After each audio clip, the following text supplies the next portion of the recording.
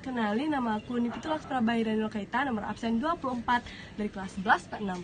Pada kesempatan kali ini, aku akan mengajak kalian semua untuk kembali mengingat sosok Sultan Syahrir. Tentunya sosok Sultan Syahrir sudah tidak asing lagi ya di mata masyarakat Indonesia. Yuk simak penjelasannya. Sultan Syahrir adalah seorang intelektual, perintis, dan revolusioner kemerdekaan Indonesia. Di antara orang terdekatnya, ia kerap dipanggil dengan sebutan Bung Kecil karena memiliki perawakan yang cukup kecil dengan tinggi 155 cm dan berat badan 45 kg. Setelah Indonesia merdeka, ia menjadi politikus dan Perdana Menteri pertama Indonesia. Ia menjabat sebagai Perdana Menteri Indonesia dari 14 November 1945 hingga 20 Juni 1947. Syahrir mendirikan Partai Sosialis Indonesia pada tahun 1948. Syahrir lahir pada 5 Maret tahun 1909, kota Padang Panjang, dari pasangan Muhammad Rasad gelar Maharaja Sultan bin Leman gelar Sultan Pelindih Koto Gadang Agam Sumatera Barat, dan Putih Siti Rabiah yang berasal dari negeri Natal, Mandailing Natal, Sumatera Utara. Ayahnya menjabat sebagai penasehat Sultan Delhi dan kepala jaksa di Medan. Syahrir bersaudara seayah dengan Rohana Kudus, aktivis serta wartawan wanita yang terkemuka.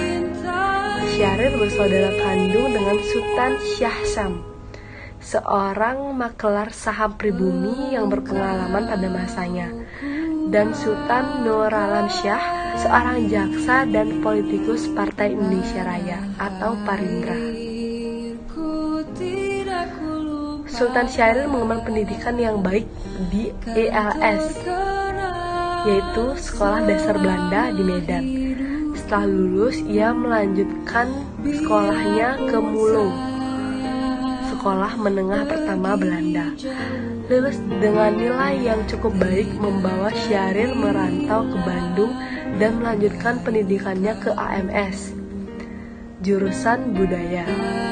Sultan Syahrir mempunyai istri yang bernama Maria Johanna Duksatew. Mereka menikah di sebuah masjid di Medan pada tanggal 10 April 1932. Pada tahun 1948, mereka berdua memutuskan untuk berpisah dan menjalani hidup masing-masing. Sultan Syahrir meninggal dalam pengasingan sebagai tawanan politik pada 9 April 1966 di Zurich, Swiss, dan dipulangkan ke Indonesia, kemudian dimakamkan di TMP Kalibata, Jakarta. Sultan Syahrir ditetapkan sebagai salah seorang pahlawan nasional Indonesia pada tanggal 9 April 1966 melalui Kepres nomor 76 tahun 1966.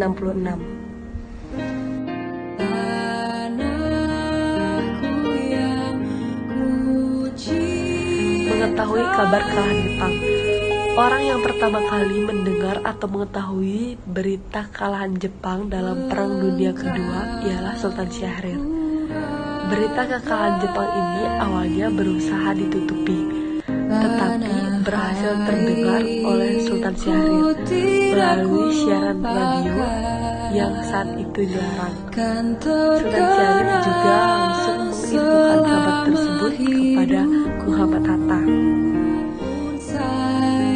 menculik Soekarno dan Hatta.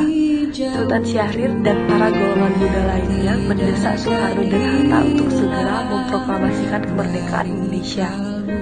Namun, Soekarno dan Hatta tidak memenuhi permintaan para golongan muda karena mereka ingin proklamasi dilaksanakan melalui PPKI. Perundingan Indonesia-Belanda.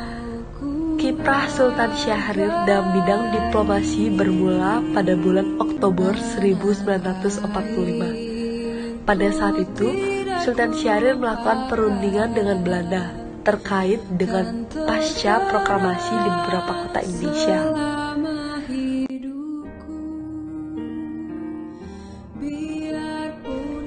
Alasan saya memilih sosok Sultan Syahrir untuk tugas saya adalah karena beliau berperan penting dalam kemerdekaan Indonesia.